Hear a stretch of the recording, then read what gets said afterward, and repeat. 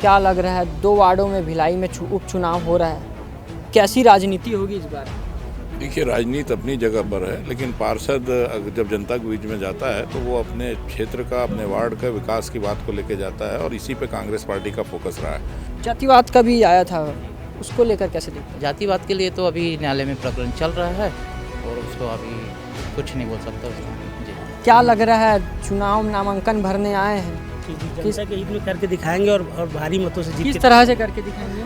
के जनता का जो भी है, दुख है, सुख है, सब में रहेंगे साथ में। देखिए, हम लोग पहले भी वहाँ दोनों वार्ड में कांग्रेस के पार्षद थे और आज भी दोनों वार्ड में कांग्रेस के पार्षद रहेंगे।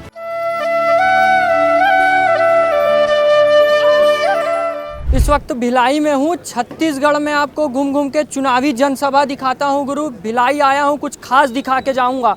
आपको बता दूँ, भिलाई नगर निगम में 2 वार्डों में उपचुनाव हो रहे हैं, वार्ड 24 और वार्ड 35। दोनों के प्रत्याशियों से मिलाऊंगा। जिला अध्यक्ष भी साथ में मौजूद हैं, नीरज पाल भी अभी हमारे साथ मौजूद हैं। आपको पहले चेहरा दिखाइए भाई, यही तो आए इतना दूर से दिखाने। क्या लग रहा है, कितना प्रबल दावेदार बन के उभरे हैं, कैसा रहेगा चुनाव? बहुत मजबूत दावेदार हैं हम, और हम इतने काम आगे करेंगे। हमारे पार्षद जो थे वो इतने अच्छे काम कर रहे थे, लेकिन किसी कारणवश अभी चुनाव हो रहा है, उसके लिए हमें आगे बहुत काम करना है। उस मुद्दे से लेके हम आगे जाएंगे।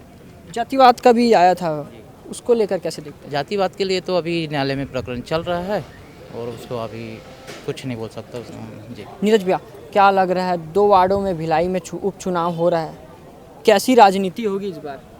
देखिए, राजनीति अपनी जगह पर है, लेकिन पार्षद जब जनता के बीच में जाता है तो वो अपने क्षेत्र का, अपने वार्ड का विकास की बात को लेके जाता है और इसी पे कांग्रेस पार्टी का फोकस रहा है। पहले भी हम लोगों को, हम पूरे 70 वार्डों में जो चुनाव हुआ था उसमें भी हम लोग बहुमत से आए। उसका कारण यही था कि जनता ने पूर्व की कांग्रेस की जो सरकार नगर निगम में थी उसको भरपूर समर्थन दिया। प्रदेश में जो कांग्रेस की सरकार के काम थे उसका अमली जामा यहाँ की स्थानीय सरकार ने किया, और अभी पिछले 3 सालों से जो काम हुए हैं, वर्तमान जो राज्य शासन का जो रवैया स्थानीय सरकार से संबंधित है वो भी लोग जानते हैं।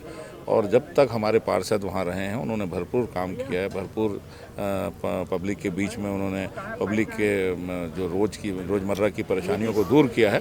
निश्चित रूप से हमको पूरा विश्वास है कि हमको फिर से हमारे दोनों पार्षदों को भारी बहुमत से वार्ड 24 और वार्ड 35 की जनता जिताएगी। भैया, ये हमारे साथ एक और क्या लग रहा है चुनाव नामांकन भरने आए हैं, जी, जनता के हित में करके दिखाएंगे और भारी मतों से जीत किस तरह से करके दिखाएंगे? जनता का जो भी है, दुख है, सुख है, सब में रहेंगे साथ में। और दुख में सब में साथ में रहेंगे। और जिला अध्यक्ष जी हमारे साथ मौजूद हैं। क्या लग रहा है 2 वार्डों में उपचुनाव हो रहा है, आपका तो हमेशा से चलते आ रहा है, कदम पे कदम मिला के हर पार्षद हर किसी के साथ चले हैं। देखिए, हम लोग पहले भी वहाँ दोनों वार्ड में कांग्रेस के पार्षद थे और आज भी दोनों वार्ड में कांग्रेस के पार्षद रहेंगे।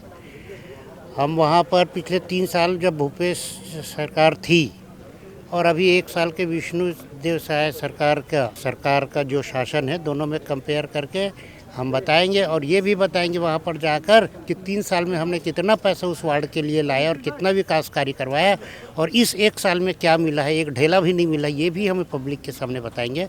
और मैं आपको अभी से अपनी जीत की, और ये हमारे सभी साथियों के साथ में इनका साथ है, हम जीत की अभी से सबको शुभकामनाएं दे चुके हैं।